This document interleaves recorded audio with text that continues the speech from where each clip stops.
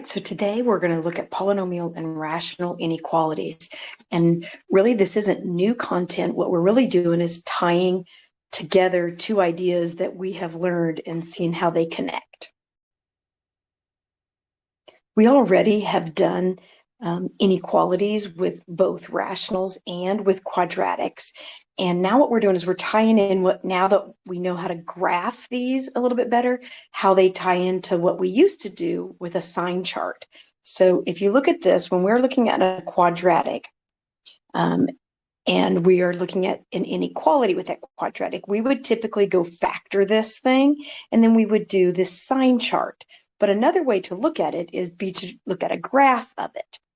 And when you graph this quadratic, here it is, and anywhere that that quadratic is greater than 0, meaning that it's above the x-axis, you can see that it's in blue here, then if this says greater than, then the blue area would be a success, or would be a yes or a no, if you think of on your sign chart of yes, it's working because it's greater than 0. And then if we were doing our sign chart, this area in here between the two key points would be a no. It doesn't work because it's less than. So now we're going to look at both of it graphically, and we'll look at it with the sign chart.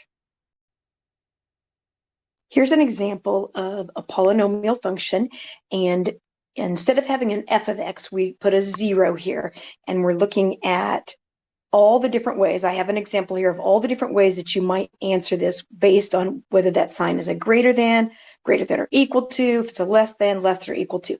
They all have a little difference to them. So let's look at the scenario. We're going to look at this using a graph. Now that we know how to graph this polynomial, and we've got the whole squared, so it's a bounce. It's to the first power, so it's a cut. This leading coefficient we kind of ignore, other than the fact we know it would give it some vertical stretch, but we don't worry about that. So let's look at what our answer would look like in every situation here. On this first situation, I'm looking at when it is greater than 0. So I am looking at the graph. That would be the blue part of the graph where it's above the x-axis. But since it is not an or equal to, when I write that interval from 3 to 0, I'm sorry, not 3 to 0, 3 to infinity, but I would have to use a parenthesis on that 3 because it's not an or equal to situation. The only thing that would change for this next example is that I would put a bracket on that 3 and say from 3 to infinity. But I say that's the only thing that would change. That's not really the only thing that would change, because the or equal to would mean that this spot right here where we bounced would be an or equal to situation.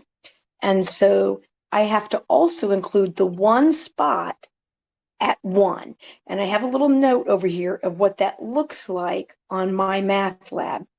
So I would want it to work at 1, but I'd also want it to work from 3 to infinity. So I'm going to go ahead, I could put this at the end, but I'm going to go ahead and match what I have there. So it's the 1, that one exact spot in union with 3 to infinity with a bracket on the 3. Okay, let's look at another scenario. What if I'm looking at when it's less than? Okay, so now I'm looking at the red part of the graph because I'm below the x-axis, so I'm down where it's less than 0. So I'm just starting at the left, and I would say it's going from negative infinity to 1. But because it's not an or equal to, I've got to do a parenthesis on that. In union with, and then I pick right back up at 1 with a parenthesis to 3. And then I do a parenthesis again because I don't want the or equal to scenario. But I have to kind of incorporate this break because at 1, it doesn't really count because it's not an or equal to. Which means on this next scenario, when it is an or equal to, this is going to be a little bit nicer because it's the or equal to. I'm going to go from negative infinity all the way to 3 with a bracket, and I don't need to incorporate any sort of a break in of it because of the or equal to. All right, make sure that you have put this note in your notes there, so, or at least written it correctly up here on my second example, so when you get to your homework, you'll be able to do that notation properly.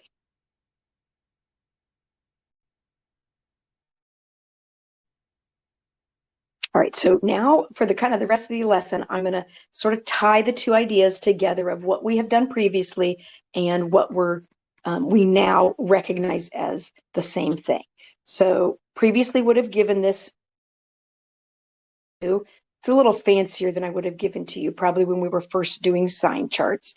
And I'm going to go ahead and pick out all of my critical numbers or my key points or boundary points, whatever we want to call them. So it looks like we have one at 0 here. We have one here at -4, and we have one at 1. So we're going to put those in numerical order on our sign chart. So there's a -4, 0, and a 1. And now I'm going to do test points. And I actually have 4 separate test areas that I have to use. Now, I kind of just did a copy paste of this to allow for more key points if I needed them. In this case, I'm not going to need that many. So I'm going to put in a -5 for a test point. I'm going to put in a -1. I'm going to have to put in like a 1/2 here. And then I'll put in a 2. And I won't need this last one here. Now, remember that we like to test it in the factored form so that you don't have to math it all out entirely, but you can just quickly see, is this going to be positive or is this going to be negative? So if I put in a -5, I'm going to put it in here, and that's going to make this first term end up being a -10. But really all I care about is that it's negative. Then I'm going to put in a -5 right here, and that's going to be a -1. Again, I don't really care that it's the -1. I just know that it's going to be negative. But even more importantly, I'm going to turn around and square it, which anytime I square something, it's going to go positive. So it doesn't really even matter that it was a -5 or that it turned into a -1. I'm immediately going to square it. So I know that that term's going to end up positive. And look at the next situation. Isn't it also going to be squared? So isn't this automatically always going to be a positive? Okay, that's going to make my life a lot easier as I do these sign charts. And this gets to be a pretty quick method when you take advantage of some of those little things that happen naturally. When I put in a -1, let's go ahead and keep going. When I put in a -1 right here, that's going to be a -2. Again, all I really care about is that it's negative.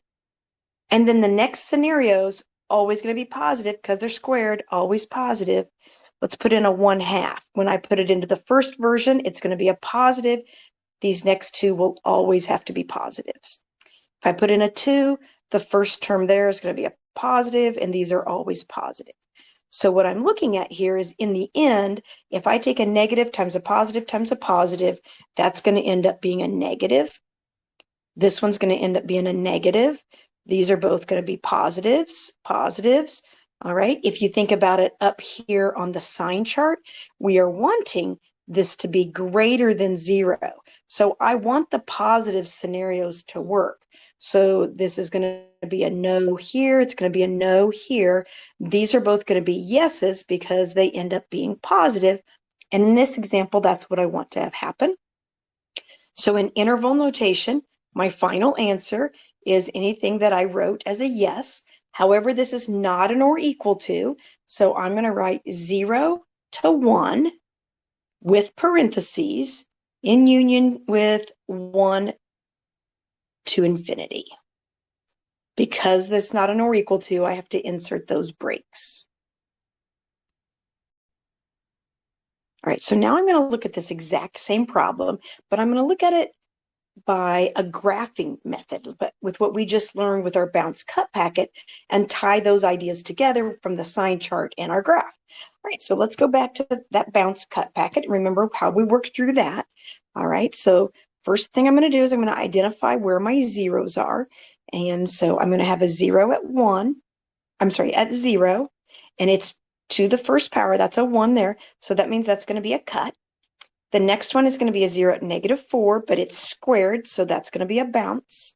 And then I have another one at 1, also squared, so another bounce there. When you look at what the end behavior is going to be, so that you know how to start and finish your graph, the end behavior, if we add up our x's, you've got your 1 and a 2 and a 2, so this is a y equals x to the 5th power. So that means we're going to start low, end high.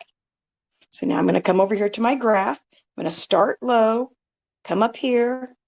It's going to bounce right there, turn around and cut, and then do a quick bounce and then back up and end high like a fifth degree would. Okay, so now you're going to take a look at what is it that you want from this graph. Well, I want to know everywhere that the graph is graphed above, greater than 0. So I'm looking for the areas where it's above the x-axis. So that means I'm looking at this area here, right? Oops, trying to highlight here. There it goes, very lightly, not very bright there. So here I'm above the x-axis and I'm above the x-axis on this little piece right here. Notice that it's not an or equal to, so I don't want to know the exact spot where it touched. That doesn't get to count. All right, so then when I'm writing my answer in interval notation, I would be saying that it is greater than 0, anywhere from 0 to 1, with parentheses because there's no or equal to, in union with, and then it would go from 1 for the rest of the graph, so to infinity, and that matches the answer we got when we were doing a sign chart. So just right here, we're trying to connect these two ideas together. We should be getting the same answer both ways. All right, so now we're going to look at another one a little bit harder. Let's look at a rational. And we did a little bit with these. We didn't do a bunch with our sign chart. So let's go kind of refresh our memory on how we did this. So anything that makes your numerator 0 or your denominator 0 would become one of your key boundary points. So that looks like that's going to happen at a -2, a 4, and a -3. Now, this is right here just a leading coefficient. It doesn't have an x, so it does not create any additional key points. So I'm going to put 3 key points on my sign chart. So the lowest was a -3, then a -2, and then I have this 4. Now, I'm going to pick, again, it looks like I have 4 different areas, so I'm not going to need this last one here. And I'm going to pick a number from each section. So I'm going to put in a negative, and I always tend to put like the number that's right there, but you could put a -10. It doesn't really matter. You could pick any number that's on that side of the -3. All right, now I have to pick a number between -2 and -3. This is not as nice. I'm going to do a -2.5. And then something between -2 and 4, I like to use a 0 there. And just to show you that, again, it doesn't have to be a 5. I could go crazy and pick a 10. I could pick 100 as long as it's on the far side of that 4. All right, so now what I'm going to do is I'm going to plug these numbers in to each area. And I know that you got pretty quick with this. On a test, I'd probably still want to see some nice notation. What was it you were picking? What were those values? But I know that you can do this quicker than probably what I am doing. I'm just trying to refresh your memory on all of this. It is important on this. I'm purposely doing this here, that you have this negative. That's going to affect my signs, right? Because it's a -2 that's getting multiplied by everything. So I'm going to include that as I do my signs. So every one of these is going to start with a negative from that -2. And then I'm going to put in a -10. Don't really care that it's going to end up being a -10 plus 2, which gets me a -8. I really just care that it's going to end up negative. So negative times another negative, it's going to get divided by a negative times another negative. Okay, so in the end, I'm going to have 4 negatives going on, which is going to end up a positive. Okay, let's try the -2.5. I'm going to automatically start with the negative from the -2. When I put in a -2.5 right here, plus the 2, that's going to end up negative. In my denominator, I'm going to have a negative, and this last one's going to actually end up positive. So I have 3 negatives and a positive. That's going to end up negative. Let's plug in 0. First one, automatic negative. Then I'm going to have a positive, negative, positive. All right, 2 negatives is going to end up getting me a positive for that one. Last one is a 10. Automatic negative from the 2. Then I'm going to have a positive, and So this is where it's maybe nice to pick something extreme because you can very quickly in your head say, oh, yep, that's definitely going to be a positive and then a positive. So you end up with a negative there.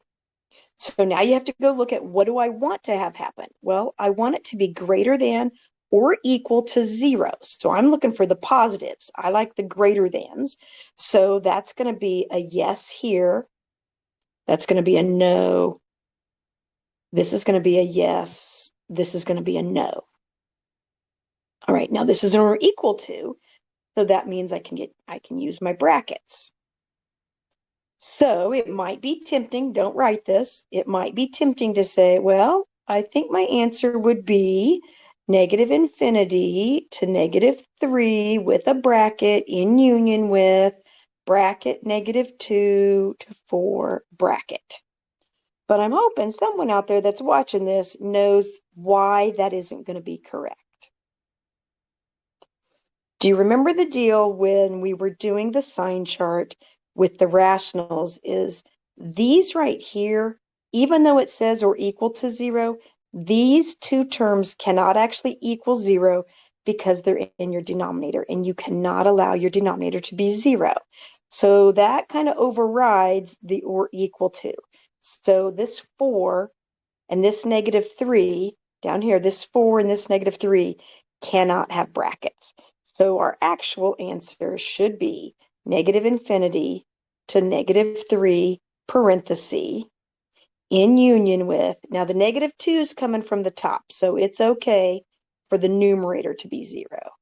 And this is the actual correct answer, not this right here. All right, that's our sign chart. Okay, so now we're going to look at that same problem, but we're going to look at this graphically now. So going back to the bounce cut packet and actually the flip, no flip part also, because we're dealing with a rational. So when I look at my numbers to plot on my graph, anything in the numerator is going to be a 0. So I'm going to have an x-intercept here at negative 2, and that's coming from the x plus 2. It is going to be a cut because it's to the first power. Anything in the denominator is going to be asymptote. So I'm going to have an asymptote at 4. It's to the first power, so it's a flip. And another one at negative 3, also to the first power, so another flip. When I look at end behavior, I'm going to abbreviate that EB. I end up with a y equals, there's a single x on top, and there's two x's on the bottom. So that's going to reduce to a 1 over x. Now recall that a 1 over x looks like this.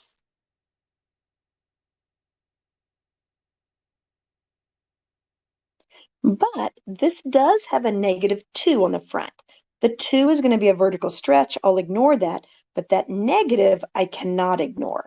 So I don't really want this graph. I really want the graph that's going to be the other two corners because this is going to reflect over the x-axis. So my end behavior is going to start here like at 0, going to have a bunch of stuff, bunch of stuff, bunch of stuff, but then it's going to be finishing up here from underneath your axis, right? Or this is like the x-axis I'm drawing here. So that's how I want to start and finish my graph. Let's give it a shot. Here we go.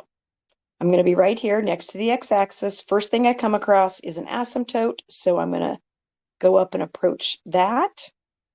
And then it's a flip, so I'm going to go down low, and I'm going to come up here. The next thing I have is a cut, so I kind of swoop through there, and then I'm going to go approach the asymptote.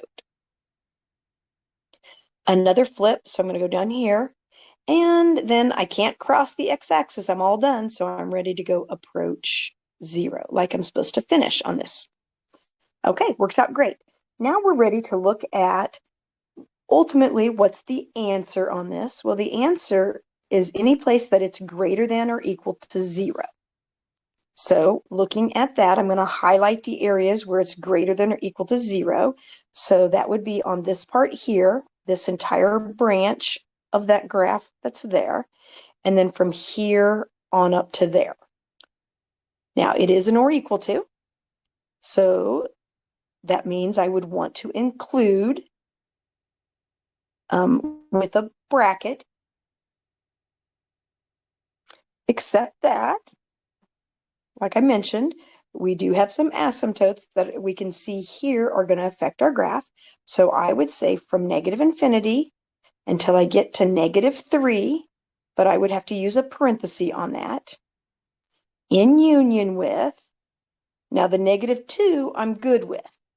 It's a cut. It's okay, so I'm going to do a bracket on the -2. And then it's going to go approach that asymptote at 4. It won't ever touch it, so I'm going to do a parenthesis on that. Okay, so I did 2 of these. I did 1 polynomial, 1 rational. Do you have a preference on which method you like? All right, this is my last one. I'm going to do it together.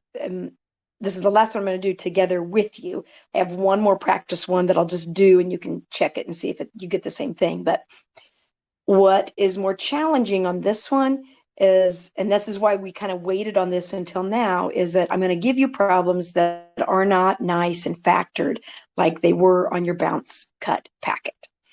So let's look at and use our new skills to find the zeros and do all the stuff and get it in factored form.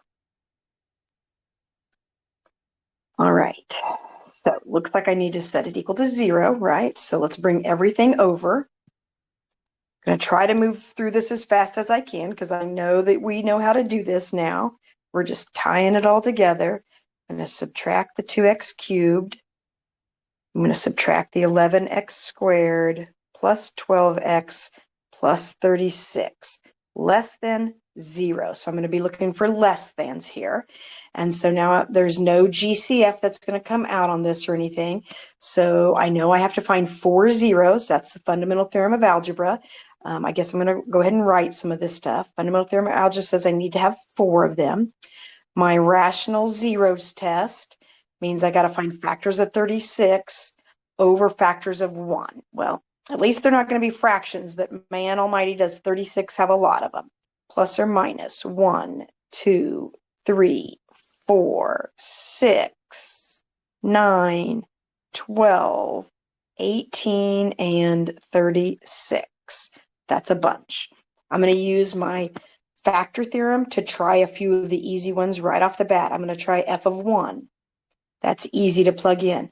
That's going to be a 1 plus 12 plus, I'm sorry, hang on. I was going back to the original. I'm going to go back to my rewritten version. I'm going to go back to this version right here. All right. So I have a 1. I put in a 1 there. It's going to be, oops, I'm going to scribble here. Sorry. 1 minus 2 minus 11 plus 12 plus 36. And with a quick glance, I can see that plus 36 is going to be a killer because it's going to really bump up all the positives. So I think I'm more likely to try a negative. So if I do that, I'm going to have a 1 because it's to the 4th power, right? On this next one, it's to the 3rd power. So it's going to be a -1 times a -2. So that's going to be a +2. The next one, the -1 is going to get squared. So it's going to be a positive times the -11. Then I'm going to have a -12 and a +36. Okay, we're doing better here, but still not going to work. So I'm going to stick with my negatives here. All right, and just for fun, I'm going to come over here. I'm going to do a quick Descartes rule of signs because maybe I could eliminate some options here.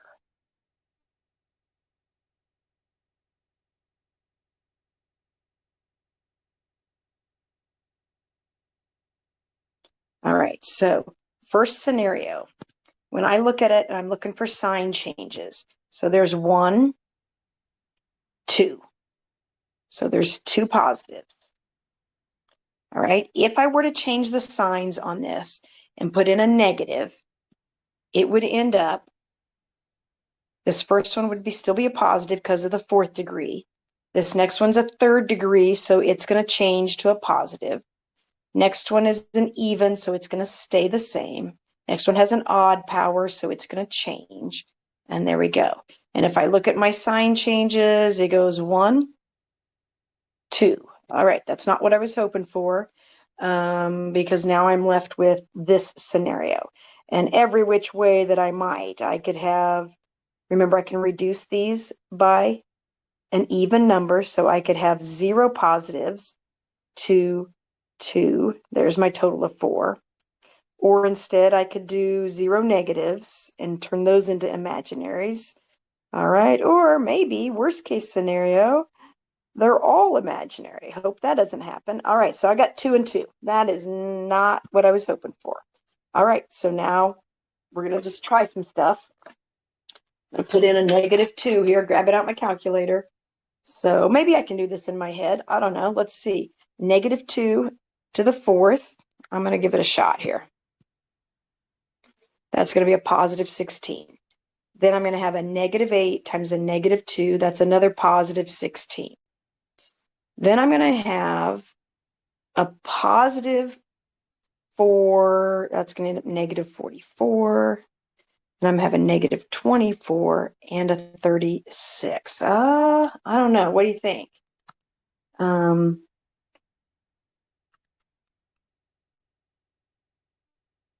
The 68 and a 68. Awesome. Found one. -2. All right. Although, so I found that one. I know that's going to work. So I'm going to highlight this one. I know this one works. Got to try, though, again. I don't know. Are we doing 2? Let's try 2, I guess.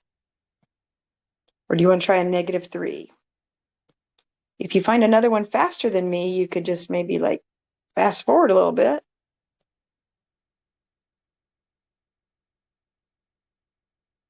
Holy smokes. 81.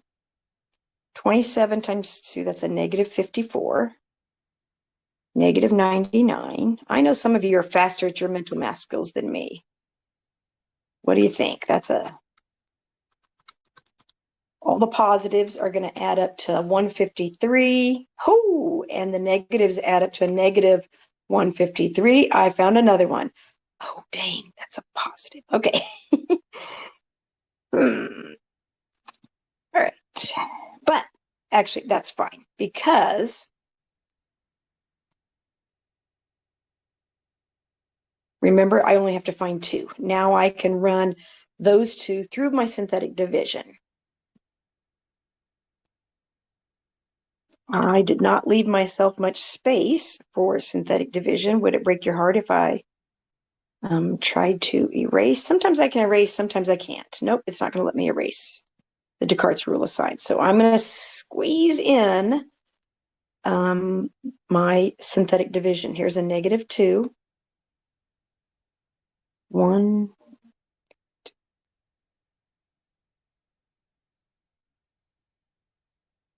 Squeeze this in really small.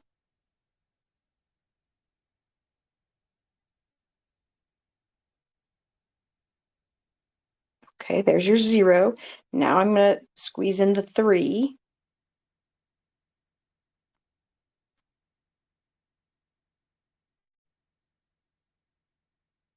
Okay, so this is the quadratic that's left. Yep, still squeezing stuff in here. So I'm going to try to factor that. So that's going to be an x squared minus x minus 6. We are in luck because this does factor with a 2 and a 3 plus 2, -3. Oh, interesting. I get x equals -2 and a positive 3, which happen to be the same ones that I've already used. Do you know what that means? Those actually occurred twice. Each of them occurred twice. All right, you can see the arrow. I have a whole nother slide for us. Let's go to the next slide. All right, so what I had was a -2 and a 3. So I'm going to have x plus 2 squared because it was there twice, and an x minus 3 squared because it was there twice, less than 0. All right, now I'm letting you pick. Do you want a graph or do you want to do a sign chart? I'm going to do a quick graph because I already see something happening here. Do you see something happening here?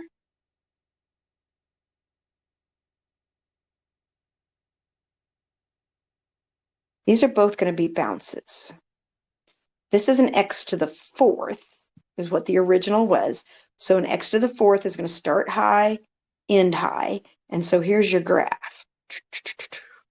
Looks like that right there.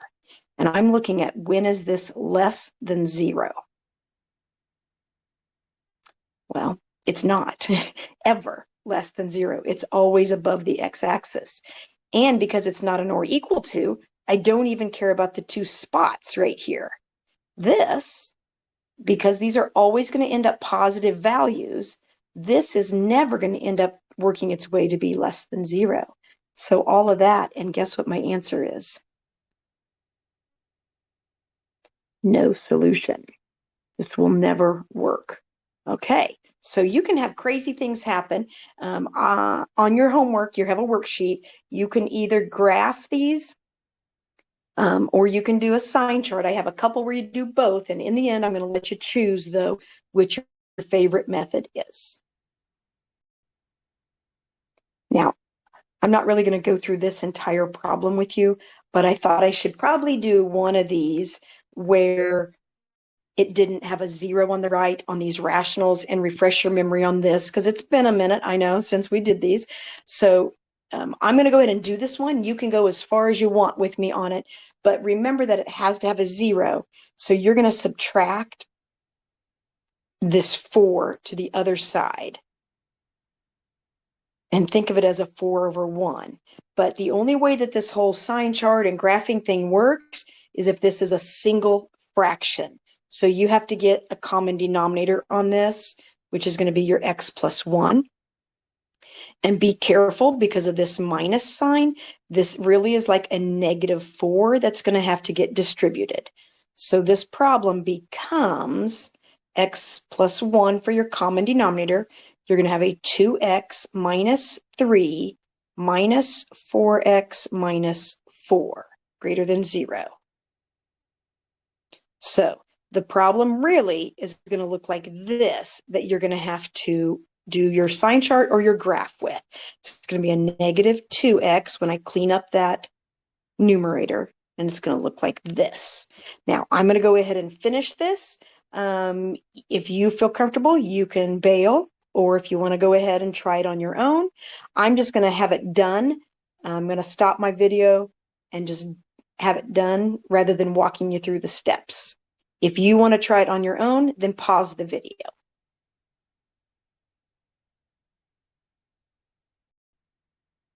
All right, there you go.